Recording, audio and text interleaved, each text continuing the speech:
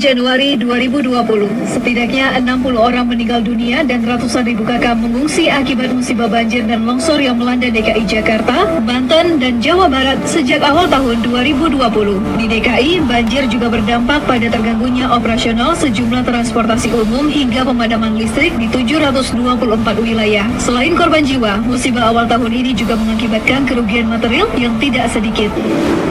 7 Januari 2020, Komisi Pemberantasan Korupsi KPK menangkap Bupati Sidoarjo Saiful Ilah dalam sebuah operasi tangkap tangan yang dilakukan di rumah dinas dan kantor Bupati Sidoarjo. Wakil Ketua KPK Alexander Marwata mengungkapkan, selain menahan Saiful, KPK juga menangkap 3 orang pihak swasta bernama Ibnu Gopur, Toto Sumedi, dan Iwan serta mengamankan uang tunai senilai Rp1.313.300.000. 2 Februari 2020, pengasuh Pondok Pesantren Tebu Ireng Jombang, Jawa Timur, Kiai Haji Salahuddin Wahid atau biasa disapa Gus Solah meninggal dunia pada usia 77 tahun. Putra Gus Solah, Irfan Wahid atau akrab disapa Ipang Wahid menyatakan Gus Solah berpulang karena sakit yang dideritanya dan dalam proses menjalani perawatan di Rumah Sakit Jantung Harapan Kita.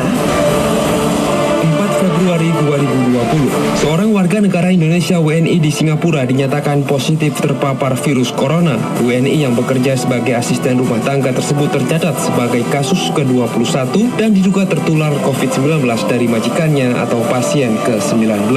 Direktur Jenderal Pencegahan dan Pengendalian Penyakit Kementerian Kesehatan Anung Sugihantono menyatakan WNI tersebut tidak memiliki riwayat melakukan perjalanan ke Cina. Februari 2020, 12 jenazah penumpang heli Mi-17 milik TNI Angkatan Darat yang jatuh di Pegunungan Mandala, Distrik Oksop, Kabupaten Pegunungan Bintang, Papua, berhasil ditemukan oleh tim evakuasi. Heli Mi-17 milik TNI Angkatan Darat buatan Rusia yang membawa 12 penumpang dan kru hilang kontak di Pegunungan Bintang sejak 28 Juni 2019. Proses evakuasi ini membutuhkan waktu hingga 8 bulan lamanya akibat cuaca dan medan yang ekstrim. 2 Maret 2020, Presiden Joko Widodo mengumumkan 2 orang warga negara Indonesia positif COVID-19 atau virus corona. Keduanya terkonfirmasi positif COVID-19 setelah diketahui pernah melakukan kontak dengan warga negara Jepang yang terdeteksi virus corona setelah meninggalkan Indonesia dan tiba di Malaysia. Sudah ditemukan, ternyata orang yang telah terkena virus corona ini berhubungan dengan 2 orang. Seorang ibu yang umurnya 64 tahun dan putrinya yang berumur 31 tahun. Dicek oleh tim kita pada posisi yang ternyata pada posisi yang sakit dicek, dan tadi pagi saya mendapatkan laporan dari Pak Menteri Kesehatan bahwa ibu ini dan putrinya positif corona. Dengan pengumuman ini, Indonesia mengonfirmasi kasus COVID-19 untuk pertama kalinya. 5 Maret 2020, seorang bocah berinisial APA 5 tahun dibunuh secara sadis oleh tetangganya sendiri, NF 14 tahun. Peristiwa pembunuhan tersebut terjadi di daerah Sawah Besar, Jakarta Pusat. Kasus ini terungkap setelah pelaku menyerahkan diri ke polisi. Tersangka mengaku membunuh korban secara sadar karena terinspirasi film bergenre horor atau beradegan sadis yang ditontonnya. 13 Maret 2020, pemerintah membentuk gugus tugas percepatan penanganan COVID-19 11 hari setelah 2 kasus pertama COVID-19 terkonfirmasi di Indonesia. Pembentukan gugus tugas itu berdasarkan keputusan Presiden nomor 7 tahun 2020 yang ditandatangani pada 13 Maret 2020 yang diketuai Kepala BNPB Doni Monardo. Presiden Joko Widodo menyatakan pemerintah telah melakukan langkah-langkah penanganan COVID-19 dan meminta masyarakat tetap tenang. 24 Maret 2020, pemerintah memutuskan meniadakan pelaksanaan ujian nasional tahun 2020 untuk mencegah penyebaran virus corona atau COVID-19.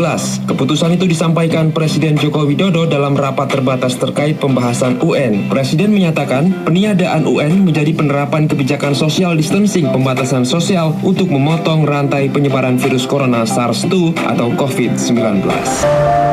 30 Maret 2020, pemerintah melalui Kementerian Hukum dan HAM mengeluarkan keputusan tentang pengeluaran dan pembebasan narapidana dan anak melalui asimilasi dan integrasi. Langkah tersebut sebagai upaya penyelamatan narapidana dan anak yang berada di lembaga permasyarakatan, lembaga pembinaan khusus anak atau LPKA, dan rumah tahanan negara dari penyebaran virus corona. Keputusan pembatalan pemberangkatan jemaah haji Indonesia tahun 1441 Hijriah dituangkan melalui keputusan Menteri Agama RI nomor 494 tahun 2020. Dalam keputusan tersebut, Fakhrul menegaskan bahwa pembatalan keberangkatan ibadah haji tahun ini berlaku untuk seluruh warga negara Indonesia tanpa terkecuali. 4 Juni 2020, Gubernur DKI Jakarta Anies Baswedan menaikkan peraturan Gubernur Pergub Daerah Khusus Ibu Kota Jakarta nomor 51 tahun 2020 tentang pelaksanaan pembatasan sosial berskala besar pada masa transisi menuju masyarakat sehat, aman, dan produktif. Dalam Pergub tersebut juga diatur sanksi bagi pelanggaran atas ketentuan tertentu seperti dalam pasal 8 yang menyebutkan setiap orang yang tidak melaksanakan kewajiban menggunakan masker pada saat berkegiatan di luar rumah akan dikenakan sanksi berupa kerja sosial atau membersihkan sarana fasilitas umum atau denda administratif sebesar Rp250.000. 21 Juni 2020, polisi menggerebek dan mengamankan John K. beserta puluhan anak buahnya di kediaman John K. di perumahan Titian Indah Utama, Kota Bekasi, Jawa Barat. Penggerebekan dilakukan terkait kasus penembakan dan perusakan di perumahan elit Green Lake City, Tangerang, dan pembacokan di Cengkareng, Jakarta Barat. Larangan penggunaan kantong plastik sekali pakai mulai diberlakukan di Jakarta. Larangan tersebut diatur dalam Peraturan Gubernur Nomor 142 Tahun 2009 tentang kewajiban penggunaan kantong belanja ramah lingkungan pada pusat perbelanjaan, toko swalayan, dan pasar rakyat. 9 Juli 2020, buron tersangka kasus pembobolan Bank BNI Maria Pauline Lumowa tiba di Bandara Soekarno-Hatta, Tangerang, Banten usai diekstradisi dari Serbia. Menteri Hukum dan HAM Yasona Lauli yang terbang bersama Maria dari Serbia menyatakan gembira proses penyerahan buronan tersebut dapat diselesaikan. Pemerintah juga akan melakukan pengembalian aset yang dimiliki Maria Pauline Lumowa di luar negeri. 22 Agustus 2020, kebakaran hebat menghanguskan gedung utama Kejaksaan Agung RI di Jalan Sultan Hasanuddin Dalam nomor 1, Kelurahan Keramat Pela, Kecamatan Kebayoran Baru, Jakarta Selatan. Kobaran api yang merambat dengan cepat membuat gedung 6 lantai tersebut ludes dalam sekejap. Kebakaran baru berhasil dipadamkan 10 jam setelahnya. Jaksa Agung ST Burhanuddin menyatakan berkas perkara, alat bukti, dan tahanan dalam kondisi aman. 29 Agustus 2020, sekitar 100 orang tak dikenal menyerang Mapolsek Ciracas, Jakarta Timur. Massa yang berkonvoi menggunakan sepeda motor sebelumnya melakukan aksi penghadangan kepada pengendara atau warga yang melintas di kawasan Pasar Bo, Jakarta Timur sebelum menuju Mapolsek Ciracas. Pangdam Jaya Majen TNI Dudung Abdurrahman menyatakan kasus tersebut berawal dari informasi bohong anggota TNI Prada MI kepada rekannya yang mengaku telah menjadi korban pemukulan.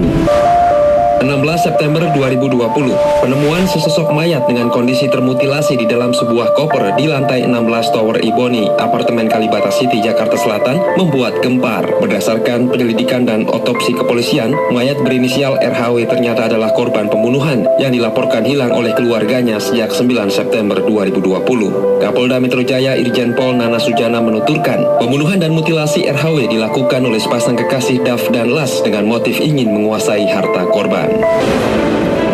24 September 2020, Ketua KPK Firly Bahuri dijatuhi sanksi ringan berupa teguran tertulis 2 oleh Dewan Pengawas Komisi Pemberantasan Korupsi Dewas KPK terkait gaya hidup mewah Firly yang menggunakan helikopter dalam perjalanan ke kampung halamannya di Batu Raja, Sumatera Selatan. Ketua Dewas KPK Tumpak Panggabean dalam sidang pembacaan putusan menyatakan Firly terbukti melanggar kode etik dan tidak menunjukkan keteladanan.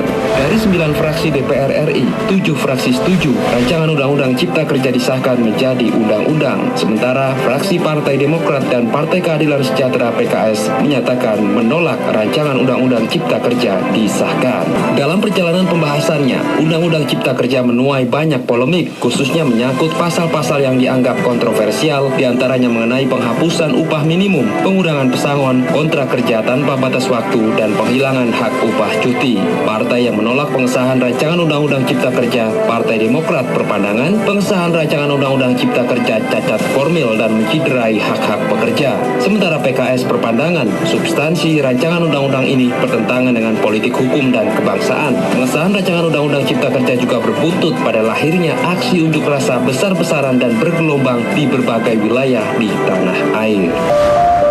9 Oktober 2020, tim gabungan pencari fakta atau TGPF Intan Jaya ditembaki oleh kelompok kriminal bersenjata atau KKB pasca melakukan olah TKP kasus penembakan di Intan Jaya. Akibat penembakan tersebut, Satgas Aptar Hita Dipa Sertu Faisal Akbar dan anggota TGPF yang juga dosen Universitas Gadjah Mada Bambang Purwoko mendapatkan luka tembak. Ketua Investigasi Tim Gabungan Pencari Fakta Intan Jaya, Beni Mamoto, menyatakan salah satu kendala dalam pengumpulan data dan informasi di lapangan adalah komunikasi dengan masyarakat setempat.